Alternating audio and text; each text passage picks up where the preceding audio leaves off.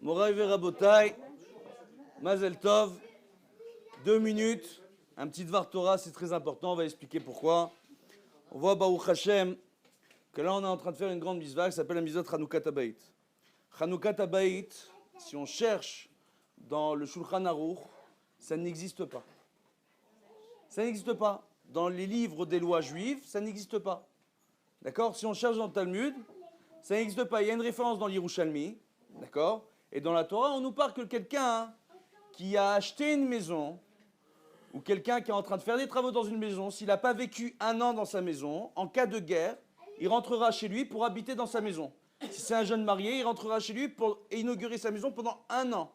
Donc on voit premièrement que ça, c'est une mitzvah de la Torah, qui nous enseigne que quelqu'un qui n'a pas inauguré sa maison, qui n'a pas utilisé sa maison, sera patour, sera, comment on dit, hein, dispensé d'armée en cas de guerre. D'accord? Ça, c'est, on voit. Et on dit que c'est une très grande bracha. Maintenant, pour le reste, aujourd'hui, on pose la question, pourquoi aujourd'hui on fait Chanoukat Habayit? D'accord? Alors, et premièrement, on estime que Chanoukat Habayit, c'est une grande mitzvah en Israël, parce que là-bas, il y a la mitzvah de Yishuv Haaretz, d'habiter en Israël, c'est une très grande mitzvah de la Torah. Maintenant, il y a une autre mitzvah que les gens ne connaissent pas, Yishuv Haolam.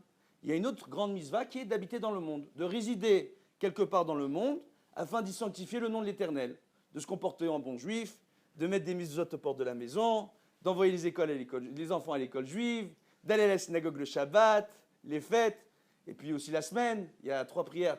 C'est un truc sympa, ça s'appelle Shacharit Mincha Arvit, c'est un nouveau concept qu'on vient d'inventer. C'est très très sympa d'aller prier à la synagogue avec Minyan, c'est un truc sympa. Baruch Hashem, à faire. Maintenant, par rapport à ça, qu'est-ce qu'on voit? On voit que quand on fait ça, s'il y a une mitzvah, maintenant dans le Shulchan Aruch, dans l'Orach Chaim, le Magen Avraham, il rapporte quelque chose d'extraordinaire. Il dit la mitzvah du Chanoukat Habayit, elle ne sera valable qu'en Israël. Tous les décisionnaires sont d'accord avec lui. Maintenant, on dit que si quelqu'un il inaugure une maison en dehors d'Israël, il aura la mitzvah à condition de faire une Seouda et à condition qu'il y ait des divrei Torah qui soient dits. Donc de faire venir un Rav ou un Talmid Racham, parce qu'aujourd'hui c'est relatif. Normalement, les deux, ça doit être la même chose. Donc, qu'est-ce qu'on voit? De faire venir quelqu'un pour faire un Dvar Torah ou de dire des divrei Torah. Là, on est en train de faire la mitzvah. Et on ramène la Kedusha dans la maison. Maintenant, l'autre point qui est important, c'est qu'on rapporte normalement Chanoukat Habayit, un locataire, il n'a pas l'obligation. C'est que la propriétaire de la maison. Mieux que ça, il y a une question qui se pose. Si moi, maintenant, je vais faire des travaux dans la maison, je vais l'agrandir. Est-ce que je dois refaire une inauguration de la maison? D'où ça vient Chanoukat Habayit? On va rapporter ce qu'a dit un de mes maîtres, le Rav Mordechai Eliyahu Zatzal, avec qui j'ai eu le mérite d'étudier, Baruch Hashem. Il nous rapporte une chose extraordinaire. Il nous rapporte d'où vient l'importance du Chanoukat Habayit. On voit Yosef, par exemple, quand il a accueilli ses frères en Égypte, c'était important pour lui de les accueillir comme il faut, de faire une Seouda, etc. Mais on rapporte dans le Zohar que Yosef, pour lui, il était en train de faire le Chanoukat Habayit de la terre de Goshen, parce qu'il a reçu sur la terre il les a reçus sur la terre de Goshen pour préparer la venue de ses frères et de son père en Égypte, parce qu'il savait qu'il devait venir. Donc quand il a fait la Seouda avec ses frères, l'intention de Yosef, c'était faire de Chanoukat Habayit, inaugurer l'endroit pour que le clan d'Israël puisse s'installer dans la Bracha en Égypte. Ce qui s'est passé dans un premier temps. Ça s'est passé jusqu'à la mort des Shvatim, les Bnei Israël étaient très bien en Égypte. C'est après la mort des 12 fils de Yaakov que ça s'est un peu gâté pour nous. Maintenant, qu'est-ce qu'on voit? On voit là-bas qu'il y a une chose qui est extraordinaire. On nous rapporte que Sarah Imenou, contrairement à ce que tout le monde pense, elle est morte lorsqu'elle a appris, ce qui est rapporté dans le Midrash, que son fils Yitzhak, qui devait être sacrifié au moment de la Akedat Yitzhak, a été sauvé. On dit qu'elle était dans une telle angoisse parce qu'elle savait que son mari avait pour l'intention de sacrifier son fils. Quand elle a appris que son fils était sauvé, elle était tellement soulagée qu'elle en est morte. Raison pour laquelle, quand les tribus sont allées en Égypte et ont appris que Yosef était encore en vie, d'accord, ils ont envoyé la fille de Hacher, la petite fille de Yaakov, Sérach, qui va avoir le mérite de vivre très très longtemps, très très vieille, Dieu bénisse pour elle, parce qu'elle va venir jouer du violon à son père, à son grand-père, pour lui annoncer que Yosef n'est pas mort et qu'il est devenu roi en Égypte. Entre guillemets, premier ministre. Maintenant, qu'est-ce qu'on voit? On voit que parce qu'elle est venue, la petite fille, une petite fille de 3-4 ans, pour annoncer en chantant à son grand-père que son fils disparu n'était pas mort, ça a mis une telle joie dans le cœur de Yaakov, et quand ça vient d'un petit enfant, on voit ici Baruch Hashem, on a des grands-mères, je ne charrie pas, d'accord, Baruch Hashem, on a des arrière-grands-mères, que Dieu leur prenne longue vie et bonne santé jusqu'à 120 ans, elles savent très bien que quand c'est un de leurs petits-enfants, ils peuvent tout entendre. Sortir de la bouche d'un petit enfant, tout peut passer. Donc le conseil que j'ai à donner aux belles-filles, aux gendres ici, ou aux filles et aux fils, c'est que quand vous avez un truc à demander aux grands-parents ou aux arrière-grands-parents, envoyez les petits-enfants. Donc, on voit quoi? On voit que Yaakov, ça s'est bien passé, Baruch Hashem. Il n'en est pas mort, il a bien vécu. Il en a bien vécu. Maintenant, Yaakov, on voit que quand il retrouve son fils, il a, dans les versets, on nous rapporte qu'il avait peur d'en mourir. Pourquoi? Parce qu'il se souvient ce qui est arrivé à sa grand-mère, Sarah, lorsqu'elle a appris la bonne nouvelle. De là, on apprend une chose extraordinaire. On apprend premièrement qu'il faut toujours, chaque événement positif, faire attention de la façon dont on va l'annoncer aux gens. Mais deuxièmement, qu'il faut remercier l'Éternel pour tous les bienfaits qu'il nous fait. Qu'a fait Yaakov lorsqu'il a retrouvé Yosef? Odapam, ils ont fait un grand Hanoukat Habayit. Et de là, on nous apprend dans le Midrash que Hanoukat Habayit, c'est l'occasion pour la famille de se réunir, de se réjouir, de s'annoncer des bonnes nouvelles et de remercier Akadosh Baruch Hu pour tout ce qu'il nous dit, pour tout ce qu'il nous donne.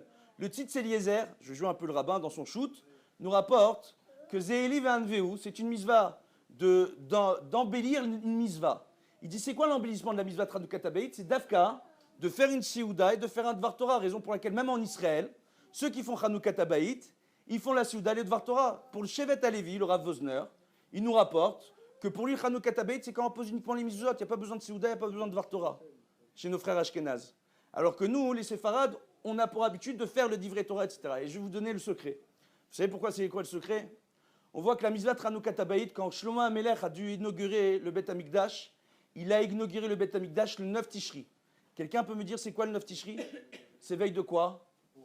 Veille de Kippour. On nous rapporte que le Hanoukat Habayit du Beth Amikdash, il a fait pendant 7 jours. Et que ça a duré en tout 14 jours. Les 7 premiers jours, c'était quoi? C'était du 9. 7 jours plus tard, on est quoi? On est le 15. D'accord? C'est quoi le 15, Tishri? Sukkot. Donc de veille de Kippour jusqu'à Sukkot, on nous rapporte dans le Tanakh qu'ils ont fait des séoudot, qu'ils ont remercié Akadosh Baruch Hu, qu'ils ont chanté, qu'ils ont dansé jour après jour. J'ai une question. Kippour, qu'est-ce qui s'est passé? Le Talmud dans le Yerushalmi Moed Katan nous rapporte que cette année-là à Kippour, les Bnei Israël n'ont pas fait Kippour, ils n'ont pas jeûné. Parce que la misva de l'inauguration du Beth Mikdash était tellement importante et ça apportait une telle joie dans le ciel à Kadosh Baruch Hu qu'on nous rapporte que les sacrifices, normalement égorger une bête le Shabbat, on n'a pas le droit. Mais dans le Beth Amikdash, à l'époque, pour faire un sacrifice à Kadosh Baruch Hu, on avait le droit d'égorger une bête. Des choses qu'on n'a pas le droit de faire à Kadosh Baruch Hu, il nous autorise quand on vient et on inaugure sa maison. Ça ne veut pas dire on fait une maison et on peut faire ce qu'on veut dedans. C'est pas ça. Chazé Shalom. Ça veut dire qu'en réalité, c'est une chose extraordinaire le Hanoukat Habayit. Parce que le Hanoukat Habayit, ça nous vient d'où ce terme dans la Torah? On le voit dans le Tanar, dans le Chumash, au moment de l'inauguration du Mishkan par Moshe Rabbeinu. Et on le voit après, on le retrouve au moment de Hanouka, très bientôt, d'accord? Qui est l'inauguration, entre guillemets, du Beth Amikdash, qui n'ont pas reconstruit. Ils sont simplement détruits l'autel des sacrifices qui avaient été, comment on dit en bon français? Chiluloto. Ils l'ont profané, exactement, merci. Alors, qu'ils ont profané, ils l'ont remplacé. Écoutez jusqu'au bout, Dédou, David, Yoni, s'il vous plaît, jusqu'au bout, Bezrat Hashem. J'y termine dans 1 minute. Vous savez, moi je suis un Tunisien, plus on parle, plus c'est long. Donc maintenant, ce qui se passe, c'est quoi en réalité? Baruch Hashem, on voit une chose extraordinaire ici. On voit qu'ils ont fait le Hanoukat Bayit sur une inauguration sur des travaux qu'ils ont fait. Raison pour laquelle dans la Halacha, on dit si je fais des travaux ou pas. On dit qu'un locataire, il pourra faire la misva Hanoukat Habayit à condition de faire un changement dans la maison. Alors on dit ah c'est quoi le changement dans la maison? Repeindre quelque chose? On dit ah non. Si tu rentres tes meubles dans la maison, tu as fait quelque chose. Tu as changé la maison. Si tu vas installer un tableau, une photo d'un joli couple au mur, une photo de mariage, par exemple, d'accord? Bezrat Hashem, si tu vas installer une photo, tu as fait un changement dans la maison. Et là, tu fais vraiment la misva Hanoukat Habayit, que tu sois en Israël ou en dehors d'Israël. Donc là, tout ça, c'est pour développer simplement, je sais que je vous l'ai fait à l'envers, pour vous dire qu'on a fait la misva comme il faut, dans l'embellissement, maintenant que chacun d'entre vous fasse des brachot à ce foyer, d'accord? Pour Yoni et son épouse, Bezrat Hashem et leurs enfants, et leurs futurs enfants, qu'ils aient la bracha, la tzlacha, la réussite dans le matériel et dans le spirituel, dans la rouchaniout et dans la gashmiout, Bezrat Hashem, pour éduquer leurs enfants dans la Derech HaTorah, et que Kadosh Baruch Hu, il les protège, comment on dit? Finaïn kahli. de l'œil du méchant. Bezrat Hashem, que Dieu les protège. Et voilà, Baruch Hashem. C'est pire ça. Alors, c'est l'œil qui désire, ce qu'elle vient de dire. Donc voilà, Baruch Hashem. Bon, Bezrat Hashem, que Dieu les protège. Bezrat Hashem, qu'ils aient la bracha, la hatzlacha. Et on voit la grandeur. Pourquoi? Parce que quand on nous rapporte cette mitzvah par rapport à l'inauguration du Mishkan, par rapport à l'histoire de Hanouka, par rapport à l'histoire du Beth Amikdash à l'époque de Shlomo HaMelech, il faut bien comprendre que quand on établit un foyer dans le Ham Israël, quand Akadosh Baruch Hu dit Veshachanti betocham, et je résiderai parmi eux, ça veut dire que Akadosh Baruch Hu résidera dans chaque foyer du clan Israël, où la Torah et les mitzvot sera respectées. Que Akadosh Baruch Hu réside dans cette maison et apporte beaucoup de bonheur et beaucoup de shalom. Amen. Ken Yeratzon.